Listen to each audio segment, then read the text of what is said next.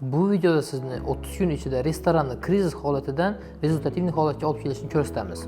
Bizlarni kelishimizdan oldin Buxoro Premium restoranida tizim yo'q edi. Ishchilar nima ish qilayotganini o'zlari bilmasdi. Shuning uchun bizlar unga tizimni boshidan do konca qo'yib berdik. Restoranni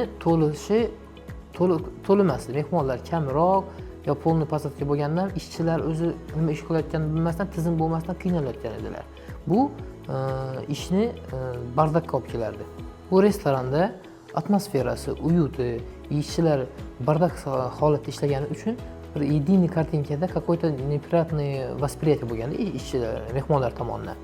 Shuning uchun u tizim umuman yo'qligidan. Bizlar shunga tizim qo'yib boshlaganimizdan keyin uyutli atmosfera, ishchilarni o'zi po sistema o'zlari ish qilayotganini hamma o'z vazifasini ответственный javobgarligi bilan qilayotgani uchun rezultat berdi. Biz ishni real holatni fiksatsiya qilishdan boshladik. To'liq audit o'tkazdik va boshqaruv strukturasini qayta qurib chiqdik. Zalni strukturasini qayta ko'rib chiqdik. Stollarni va yoritgichlarni qayta o'rnatdik. Xizmat standartlarini kiritdik, ofitsiantlarga o'rgatdik.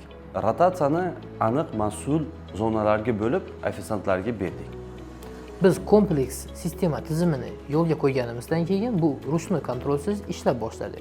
Mana sizga Buxoro Premium restoranining upravляющийning отзывы. Avvalambor assalomu alaykum. Demak, Xo'rik akademiyasi bilan biz ish faoliyatini boshladik. Ularning yordamida mana odamlarimiz soni, ya'ni xo'randalar kelishi ko'paydi. Mana ofitsiantlar bilan juda muammo bo'lardi. Ulardagi muammo nimalardan iborat edi? Ularni ishlatish, pozitsiya masalalari yo'q edi. Pozitsiyalarga qo'ydik ofitsiantlarni. Mana hozir hattoki o'zimga ham juda qulay, kim qayerda o'tirganini bila olmayman. Kimga vazifa berishi, kimdan vazifani so'rab olishi juda ancha yengilliklar bo'ldi. Ya'ni kim xo'randalar bilan ishlashdan ko'ra o'zimiz jamoaviy ishlashimiz ancha osonlashdi. Xo'rik akademiyasi bu tizimni boshidan oxirigacha qo'yish.